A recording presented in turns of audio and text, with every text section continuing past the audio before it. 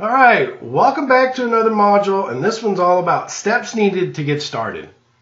It's probably one of the ones that's going to help propel you forward from learning from what we've already gone through, a lot of the mindset, understanding what are the different ways we can make money and how do we get things moving and, where should you be starting? Well, this is going to help break down a little bit of clarity on what do those steps look like for you moving forward. And so understanding the real estate process will help you to understand how to start and who you need on your power team. And that's really what this is all about. So let's dig into the process, okay?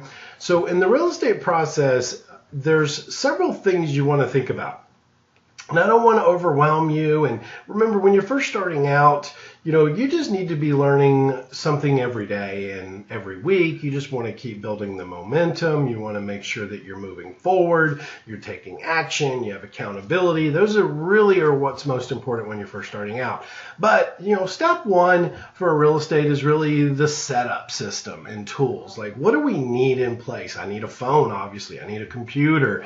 I need access to certain things. I need to make sure I set up the system and the tools to really make sure I can be progressive in the process of building my real estate business. And so, but number two is really market research. It's really getting out there and understanding your market. Where are rental properties at? Where's the best fix and flips? We refer to this as market segmentation, and we define it as market segmentation. It's something that we take our coaching students through so that not only do they get a lay of the land, but they really understand each zip code specifically, and from there they build out what's called cluster zones. And so that's market research. And that is when you're ready to do marketing. A lot of people just want to run out and start making offers, and that's absolutely the worst thing you could do, is just get out there and start making offers. You really need to start with the research, figuring out what is your market doing? What does it need? What areas need a rental type property? Which areas are best for rehabbing? Which areas are best for wholesaling? Which areas are best for creative financing? Figuring that out first. Then you can do marketing, because now you can create marketing specifically to the segment of your market that's going to give you the best message, which then leads you into calling sellers. So now we're at a level where we can actually say, look, I feel like I can actually pick up the phone and start calling sellers because I've done my research, I've done my marketing. Now, remember, through this entire process, you have to be educating yourself on each specific thing. Like, you need to get educated on systems and tools. You need to get educated on marketing. You need to get educated on market research. You need to get educated on how to call sellers and how to communicate and negotiate and how to use scripts and how to overcome objections and rebuttals. And so, but you should be calling sellers. That is when you can move into number 5, which is running the numbers on deals. And like I said, you got to get educated on this too, right? I mean, that's why we always say, like, when people start in real estate, especially when they're brand new, they'll say things like, oh, I just want to get a deal in 30 days. Well, like, what's the reality of that? Could you do a deal in 30 days? Yes. I mean, I've proved it. I've taken a guy here locally that had no experience, no money, no buyer's list, no seller's list, and had him do a deal in 7 days without spending $1 on marketing. So can it be done? Yes, but here's the worst part. There's no longevity in that. You're constantly trying to feed yourself instead of learning how to build the business, which the business will then feed you. That requires education. That requires training. That requires support. That requires coaching and mentoring. That requires coming to like our boot camps and really digging deeper into this process, which it takes a little bit of time. It takes some time of developing these skill sets. And so that's like running numbers on deals. Like, that is one of the things that people make the biggest mistake on and they're not confident enough in it. So what happens is they'll do the marketing, they'll get on the phone, they'll feel a little bit better about talking to sellers, but then they'll go to run the numbers and they'll talk themselves completely out of the deal because they're not confident in running those numbers. They're just like, well, I don't know, because they haven't gotten the right training or educating to be, committed and say, look, these are the numbers I'm going to run, this is where I'm going to stay at, and this is what I'm going to believe in. And then once you've ran the numbers, the next phase is calling that seller back and negotiating the deal. So getting good at negotiating and getting good at understanding how to set appointments and how to meet sellers out at their properties and talk to them and really walk a property and evaluate it. And number 7 is that looking at the property and inspecting it, right? Because when we call them back, we can either negotiate over the phone, which that can be a not so good process unless the seller is extremely motivated. If they're extremely motivated, then yeah, the likelihood you're going to be able to negotiate them over the phone is going to be high.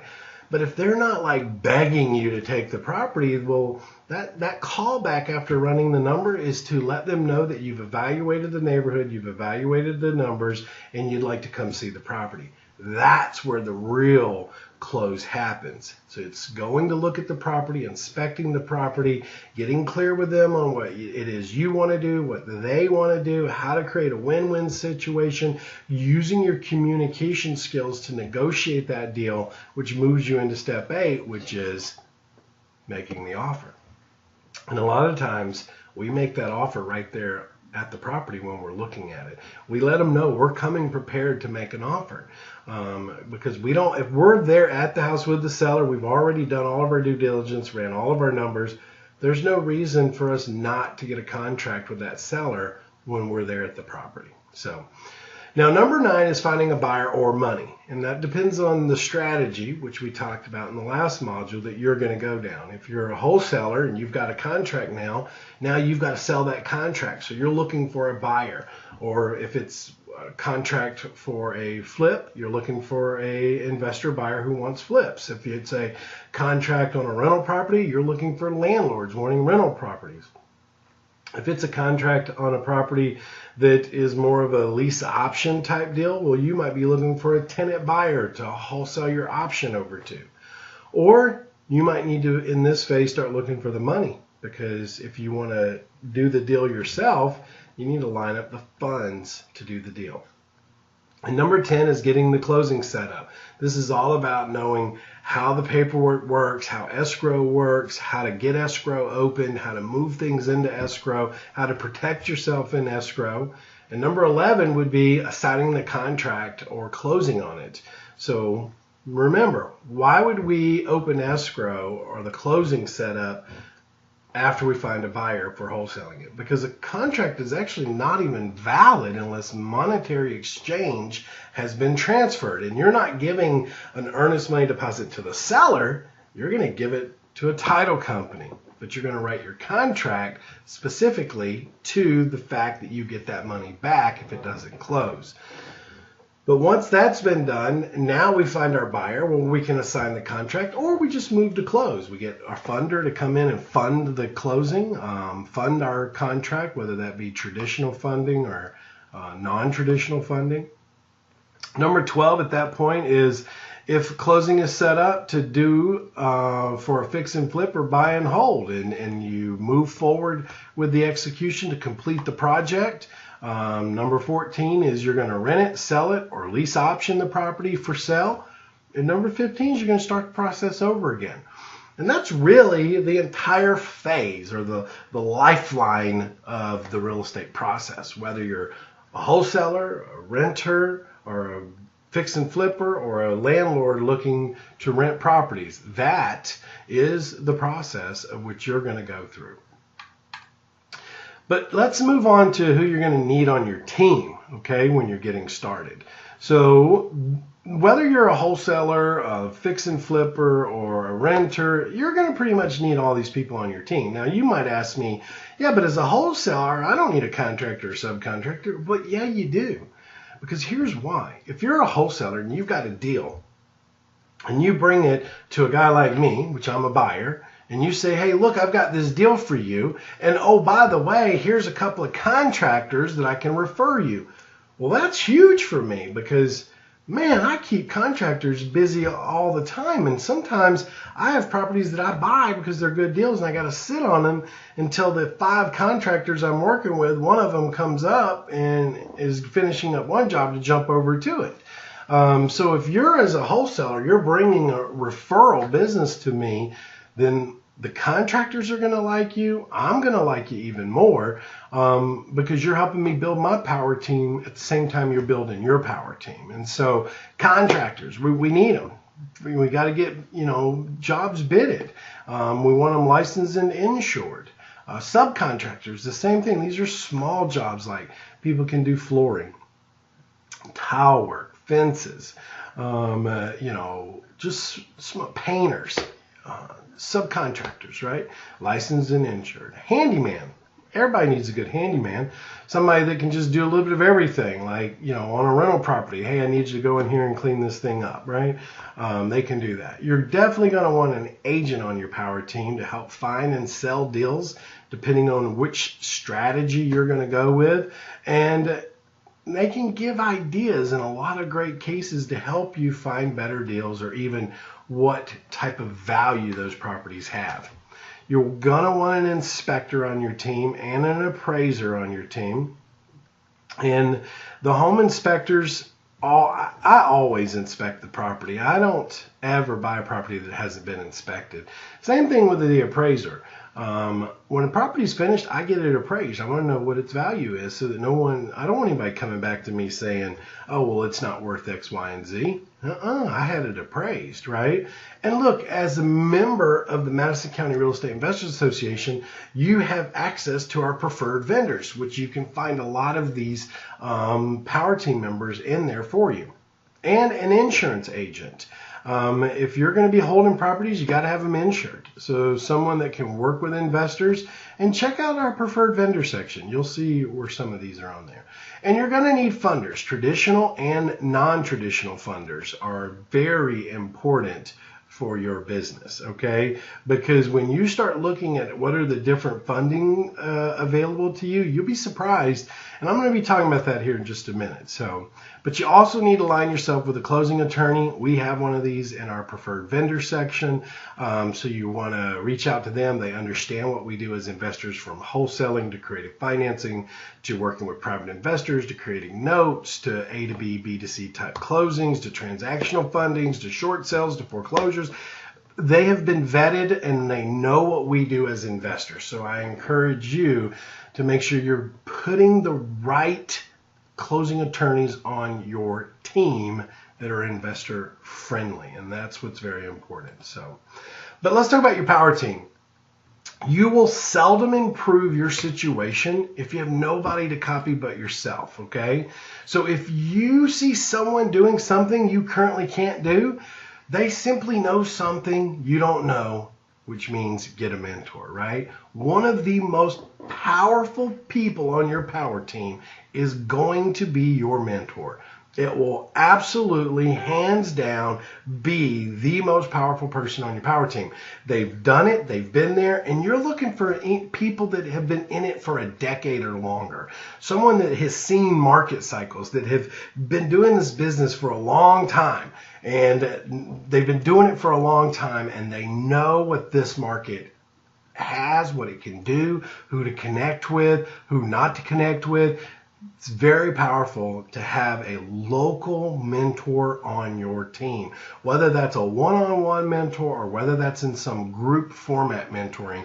But that person needs to be local, and I highly recommend that you find someone that has a decade of experience. And I say that because if they've got 10 years of experience, then that means they're not a new success investor, meaning right now with the market the way it is, anybody could go out and do a deal. But you're looking for someone that can educate you and teach you based on a 10-year cycle, that have seen the good market, was able to survive through a down market, and is still thriving in a good market again. That's the type of person you really want on your team that can help guide you through not just how to be successful as a real estate investor, but how to prepare for the next shift in a market cycle. Most powerful person on your power team is a mentor. So let's talk about the different types of funding. So you have traditional funding, which, by the way, will be the cheapest money available long term. And that's like banks, traditional type funding. Then you have private lenders, which is going to be the best money to have access to for growing, because it's personal relationships. They're not really trying to dig into your tax returns and your paycheck stubs and a financial statement. It's just a relationship you've built. They understand what you're doing with real estate, and they're willing to fund you for that purpose. Then you have asset-based lenders. Asset-based lenders are great for when starting out and you can get and you can't get traditional funding. They don't care about you, really. They don't care about your credit or your work history. They care about the asset in which you're looking at. Now, hard money lenders, they're going to be the most expensive money out there. And they're very similar to an asset-based lender. It's just they're going to be, in most cases, more expensive. They're going to cost more up front. They're also going to charge you more interest rates when you start looking at that. Now, let's also look at some other types like transactional lenders. Transactional lenders, they're typically money for like 1 or 3 day funding. That's what they provide money for. If you've got a deal, you've got to get closed, but you can't get funding for it, but you've already got a buyer lined up, and you're going to need a day of money to get it closed and resold. That's where a transactional funder comes in. And then obviously owner financing, utilizing the loan that's already in place with the seller to not have to go get a loan, but just take over that loan. Not meaning like take over the loan from the bank, but doing some type of creative financing where you control the property and leave the loan in place, which is a tier 2 strategy. And then bridge lenders. These are all short-term funding. They're typically the funds needed. It's also known as gap funding. Most bridge funders will fund anywhere from $2,000 to about $30,000, maybe $35,000. So lines of credit, this is your bread and butter. If you've got a personal house with any equity in it, you should be looking at some form of home equity line of credit. I mean, right now you can get them as much as 90% of the appraised amount, and most of them will start you at like 1 to 2% for the first year. And you could be using that equity as a line of credit to help get you started in the business or even do more projects. And I mean, I don't know why people don't do this, but it's called a home equity line of credit. And then you have partnership funding. I do a lot of this in the local market. It's where people find deals. They might have some funding available to them on the initial entry of the project, but they need like down payments or rehab money or monthly money to keep up with the mortgage payment and the bills so they can finish the project. That's like a partnership funding. Finding a partner to help with the funds, you are short. Typically, those could be, in most cases, just a 50-50 split, but it puts you in a deal with no money out of your pocket. And so you can always be looking for those. They're out there. I know I do them with some of our students, and so it's a win-win for everybody that does them. But really, that's the different types of funding when you're out there looking and saying, well, what kind of funding is available to me? So when you're starting to think about what are the steps needed to get started? Well, think about the real estate process. I want you to think about who you need on your team, and I want you to think about the different funding sources that you need to be really engaging into, okay? So I hope this module helps create some clarity on what you need to be thinking about and what you need to be going after and learning more about, obviously, because the next one we're going to be digging into marketing. I'll see you on that one.